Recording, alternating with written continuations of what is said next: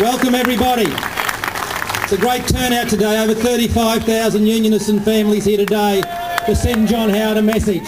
His time's coming. We have on the stage a number of people, but please congratulate Clem Jones, his 53rd Labor Day consecutively. We've had reports from up and down Queensland of huge turnouts throughout the state. Everybody knows it's a very crucial time for the Labor movement. There is one person that is more important in terms of leading us to victory. He's from Queensland, his name's Kevin, and he's here to help. Kevin, run!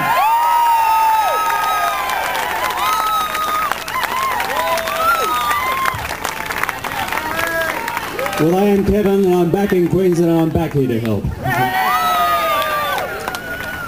Friends, the crucial period which lies ahead is going to be a crucial test of our maturity as a political movement.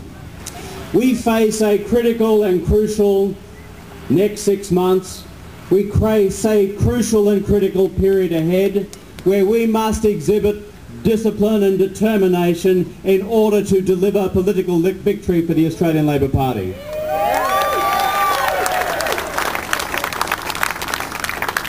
I have a simple message for the Australian people. We can build long-term prosperity for Australia without throwing the fair go out the back door. Mr. Howard says you can only have prosperity if you throw the fair go out the back door. That has never been our belief, it will never be our belief, and we intend to prove him wrong.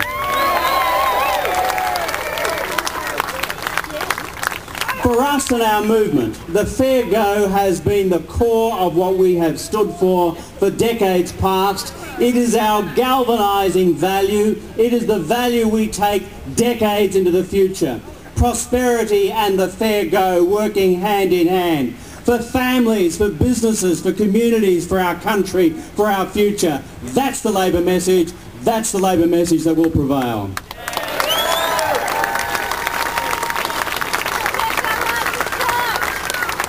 Now, Mr. Howard, last Friday, worked out he had a problem.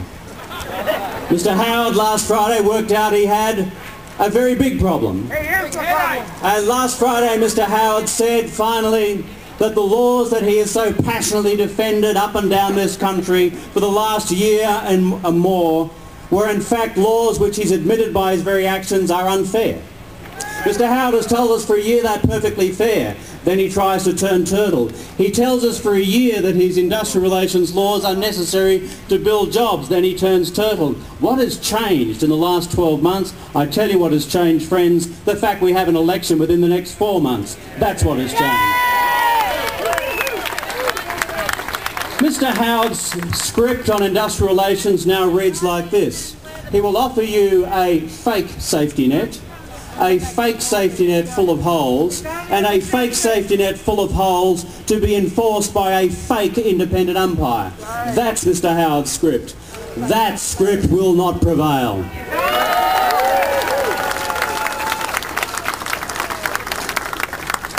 Let us be clear-minded about our future. We need to build an industrial relations system in this country which restores the fair go to its very essence. And that is what we intend to do. Mr. Howard knows that he has gone too far. He knows he has gone too far. Our responsibility is to restore the balance, and restore the balance we will in everything we do and the laws that we will put forward.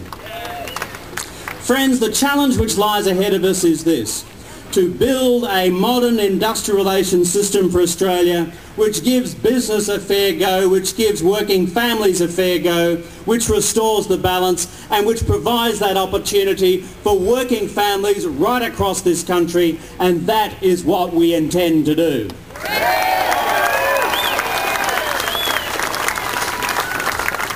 We want a fair go for families, a fair go for businesses. We want a fair go for communities, a fair go for our country, because we want a future for all of them which entrenches prosperity, married hand in hand with the fair go. That's a test of our modernity. That's a test of our maturity. That's our test of our determination to win this election. And I say to you, friends, one and all, win this election we will.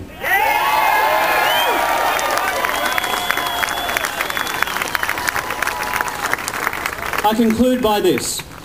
The core value of our movement has always been this. How do we take this enduring Labor value of the fair go?